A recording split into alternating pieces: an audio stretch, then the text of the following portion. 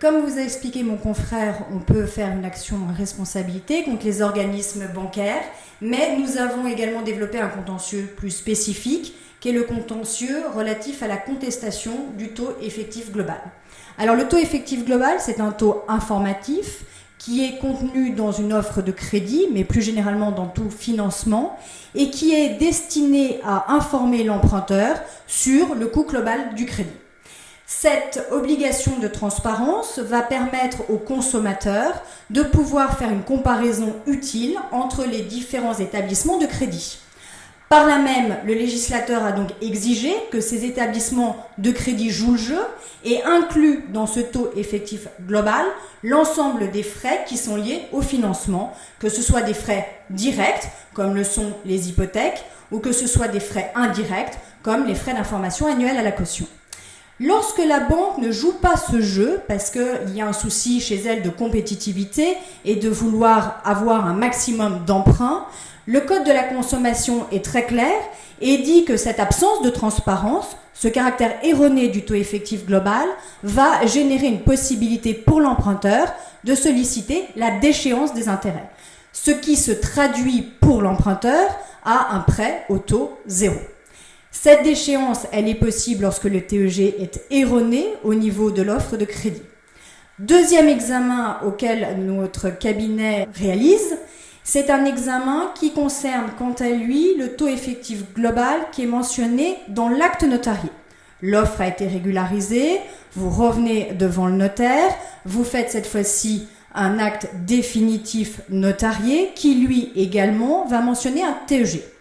Ce TEG, lui, est un TEG dit définitif, puisqu'il va comprendre dans son assiette de calcul l'ensemble des frais directs et indirects, mais ces frais sont connus avec précision, de sorte que le TEG mentionné est différent en général que le TEG mentionné dans l'offre de crédit. Ce TEG, lorsqu'il est erroné parce que un des composants qui le constitue n'a pas été inclus, alors l'emprunteur a la faculté, cette fois-ci, non pas de solliciter la déchéance des intérêts, mais de solliciter la nullité de l'intérêt conventionnel, que l'on va alors remplacer par l'intérêt légal. Compte tenu des très faibles taux d'intérêt légaux, vous comprendrez bien que cette substitution se traduit par un avantage pécunier intéressant pour celui qui a fait l'emprunt. Dernière chose qui est soumise à l'analyse de notre cabinet, c'est le calcul des intérêts dont on sait qu'il doit être sur une année civile, c'est-à-dire sur une année qui va comprendre 365, voire en cas d'année bissextile, 366 jours. Or, l'analyse des tableaux d'amortissement nous ont permis de constater qu'en réalité, les intérêts bancaires sont calculés sur 360 jours, c'est-à-dire sur une année bancaire. Ce étant, là encore, la Cour de cassation est intervenue pour dire que cette pratique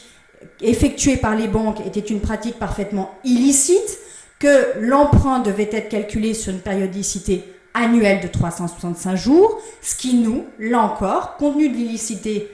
indiquée par la Cour de cassation, va nous permettre de balayer les intérêts, de les voir frapper là encore de nullité, donc l'intérêt conventionnel convenu avec la banque va être annulé et sera remplacé là encore par l'intérêt légal, avec toujours compte tenu de la faible valeur de l'intérêt légal, une somme à récupérer qui n'est pas négligeable. Donc voilà les axes de défense qui sont plus spécifiques, qui sont relativement techniques, mais qui dans bien des cas se transforment par un succès non négligeable d'un point de vue pécuniaire.